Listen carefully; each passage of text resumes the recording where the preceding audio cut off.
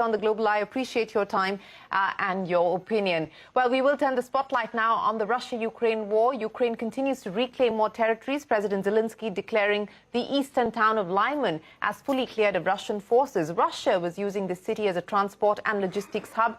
Recapture of this town is a major blow for Russian President Putin following his annexation of the key Ukrainian regions. NATO Secretary General has said the victory demonstrates Ukraine's capability to ward off Russian troops and the impact of advanced Western weapons on the conflict.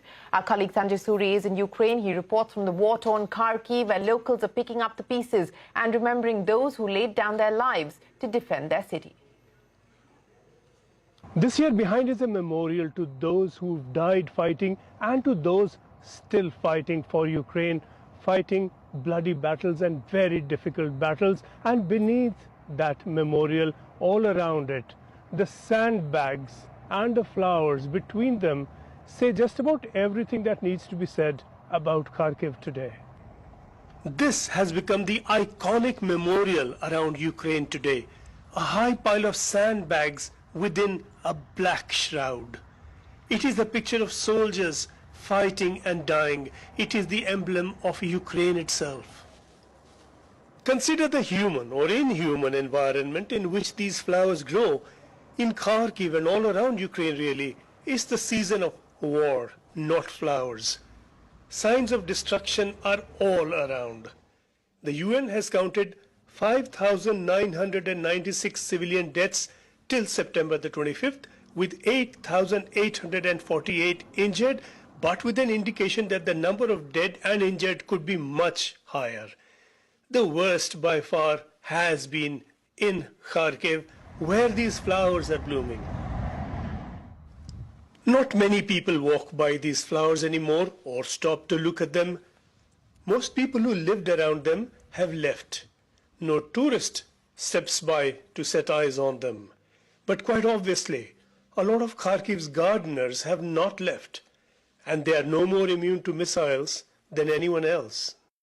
And you see them all around those buildings that have been bombed. Maybe because that's where we are and that's where we are wandering. Or is it the gardener's answer to Putin? Or maybe even, if we can be allowed an excessively romantic thought, the flowers themselves are saying something. A shrouded memorial with sandbags and flowers. That is the war memorial currently in Kharkiv, which is also home to the biggest trade market in Eastern Europe, which was bombed repeatedly during the war. Sanjay visited the market to take stock of the aftermath. Take a look. Barabashivo market here has been the icon of Kharkiv's success. It began as a neighborhood market. The turning point came with the collapse of the Soviet Union. That's when it moved from traditional to modern trade to become the biggest wholesale trade market in Eastern Europe. Kharkiv's go at that Dubai and Singapore dream. This is what became of the dream when this market was bombed first on March the 18th of this year. About 20 hectares of the market was destroyed, a fifth of it. And as firefighters fought the blaze, it was bombed again. Scores were killed, including 21 firefighters. It was bombed yet again in July, just after everyone at the market thought the worst was over and had begun to rebuild in some way. And now, yet again, traders have returned to open shop in hope. Customers are few, but this is still the place to buy cheap, and people in Kharkiv have never needed more before to buy cheap.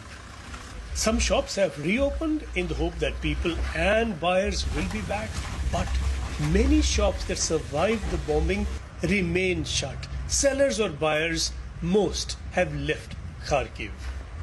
The face of the new business often is little shops outside those closed shops. Bicycle sellers are hopeful.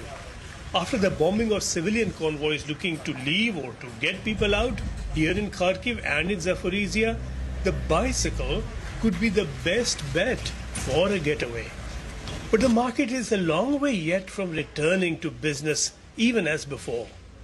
Most of the activity you see here is shopkeepers talking to shopkeepers. This market had an upward run from the 90s until the first blow came by way of the Donbas war in 2014. That was a blow to growth. But over the past years, the market had begun to look for new ways to reinvent itself. The market had begun to look for a second revival through retail and a place as a nodal center for shopping. The Russian invasion now has pushed those dreams into the past.